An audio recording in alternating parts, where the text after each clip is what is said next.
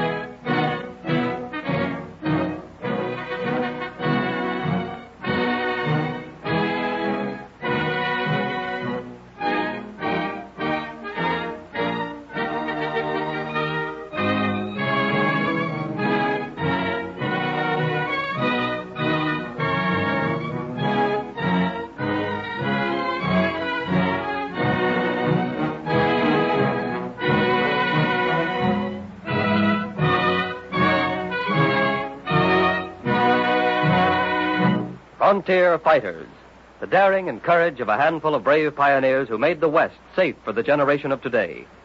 In 1890, 2 years after South Dakota was admitted into the Union, an event loomed on the horizon that threatened to completely stop migration into the state. A Paiute Indian by the name of Wavoka had been raised in the home of a white man who was very religious. One night, Wavoka had a wonderful dream. The next morning, he related it to another Paiute.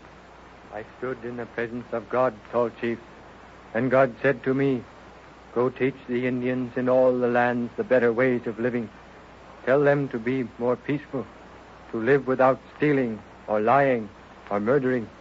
Tell them to dance away their sins." Dance away their sins, Wavoka? Yes, so it has been told me in the dream. Is it to be the rain dance or corn dance or buffalo dance? No. God said to Wavoka, "Go into all the lands and teach the red man the ghost dance."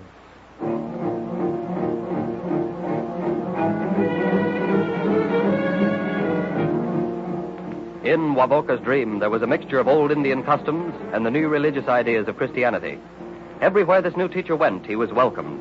Soon the teaching spread, and each tribe changed them just a little, until Wavoka could hardly recognize them by the time they reached South Dakota. One of the disgruntled chiefs of the South Dakota Indians was Shortbull.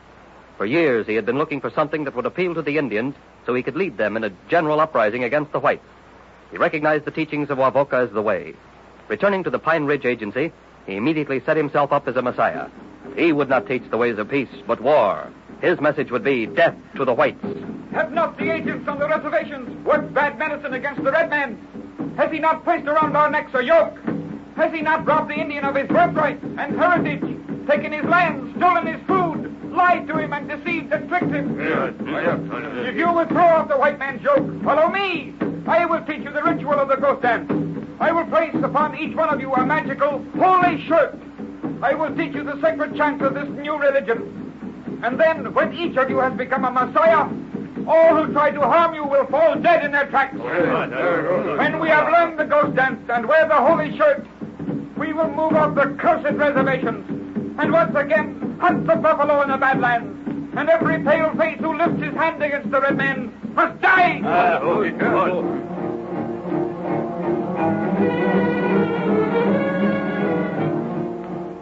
The message of the ghost dance spread all over the Dakotas. Before many weeks had passed, over 3,000 Indians had secretly left the reservations. The bloodthirsty braves, fired with the Messiah craze, began lying in wait for the immigrant trains. Jed, I've got the strangest feeling. If we weren't so close to the Black Hills, I'd say turn back. Oh, that's just a woman's foolish fears. If you females ain't a-fretting about one thing, it's another. Jed, what's that a-coming off there at the east? More folks heading for South Dakota. What's they doing off the trail? Oh, I don't know. Indians! Indians? Get the wagons in the circle! I told you I had a feeling. Don't go screaming. We're all well armed, and there's 50 of us. We'll be more than a match for them.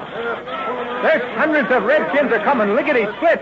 All of them's got rifles. Must be an Indian uprising. We'll be massacring all of us. Get the women and children under the wagon. Get them in a wagon and let them make a run for it. There's 500 of those redskins are coming for us.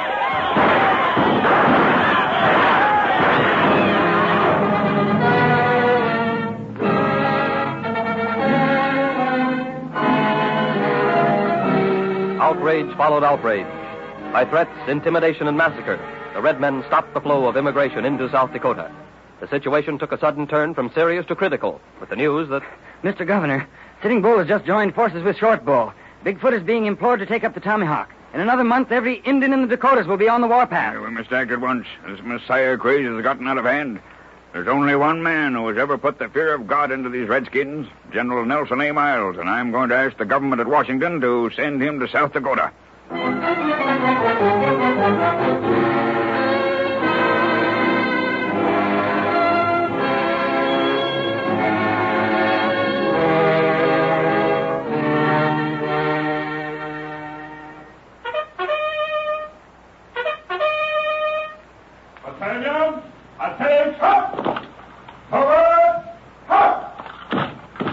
General Miles. Hold the troops in readiness, Sergeant. Quickly after my conference with the governor, we take up the march. Yes, sir.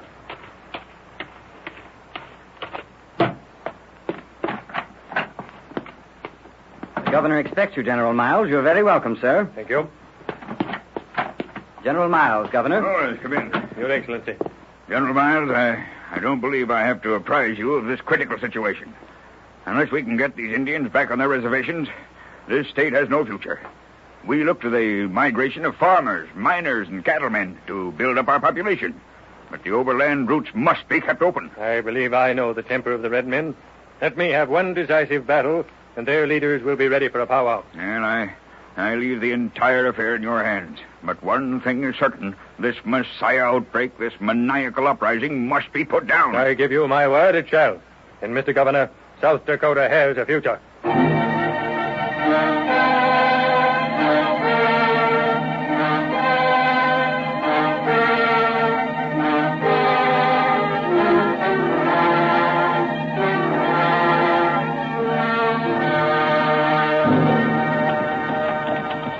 Our scouts assure us that the chiefs, Yellowbird and Bigfoot, are leading their braves and moving against me. At the rate we're both traveling then, we should meet at Wounded Knee Creek. Sitting Bull has not yet taken up the march. Good. Take a detachment of 50 men.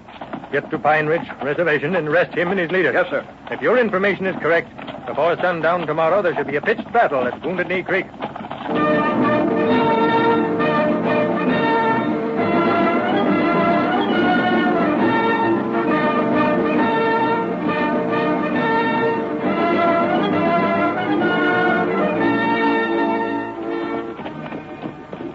See hide nor hair of the Redskins yet, General Miles? Yeah, they'll be here. Do you suppose they believe all this poppycock about the holy shirt protecting them from bullets? Major, my experience has taught me that an Indian believes in good medicine or bad medicine. The Indian's medicine is all powerful for good. The white man's for evil. A bullet is no respecter of shirts, sir. Well, I hope we get the leaders in the first few minutes of fighting. I don't want to exterminate the Indian. I just want to get them back to the reservations and bring peace to South Dakota. Hey, who's that coming there? One of the scouts, sir. There are about 1,000 Indians under Yellowbird and Bigfoot approaching Wounded Knee Creek. Are they armed with rifles? About 1/3 are, sir. The others with bow and arrows and tomahawks. A few have carbines. Very good. Give the order to attack.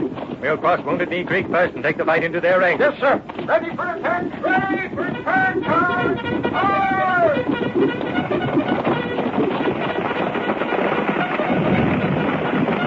Hold your fire, men, until we cross the creek. Signal to fire will be when I take my sword out of its scabbard and point it straight at the enemy. We're getting pretty close to them, General. They'll have our range in another 200 or 300 yards. Fire!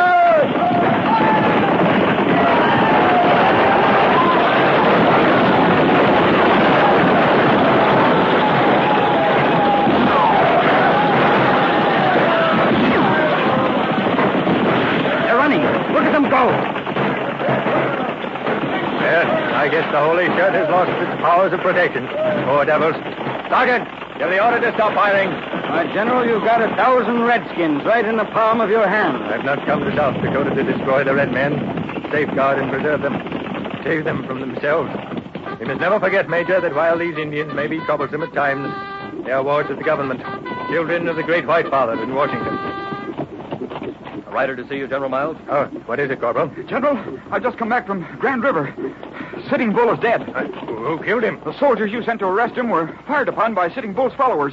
In the fight that followed, Sitting Bull was killed. That's too bad. It makes it all the harder for the government forces when we set down to powwow.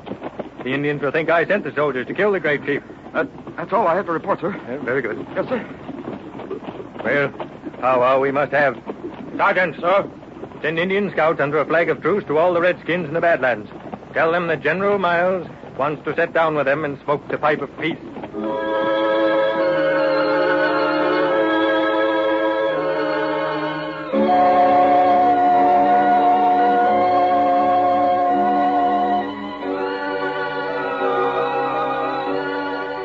In the name of the great White Father in Washington, I say go back to the reservations. Go back to your agency homes.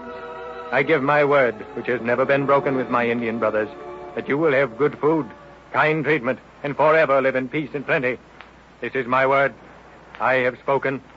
Sitting Bull is with his fathers in the happy hunting grounds. Bigfoot, he is there too. Yellow Bird has joined him. The chiefs are dead. The holy shirt was bad medicine. From rising sun to rising sun, through all the years to come, we will be at peace with our white brothers. This is my word. It shall never be broken.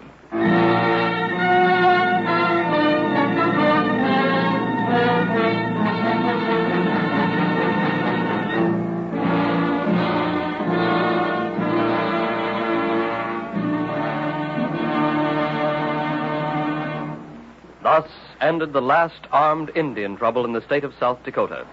The Messiah craze had burned itself out, and prosperity returned to the Badlands, thanks to the courage and daring of another great frontier fighter, General Nelson Appleton Miles.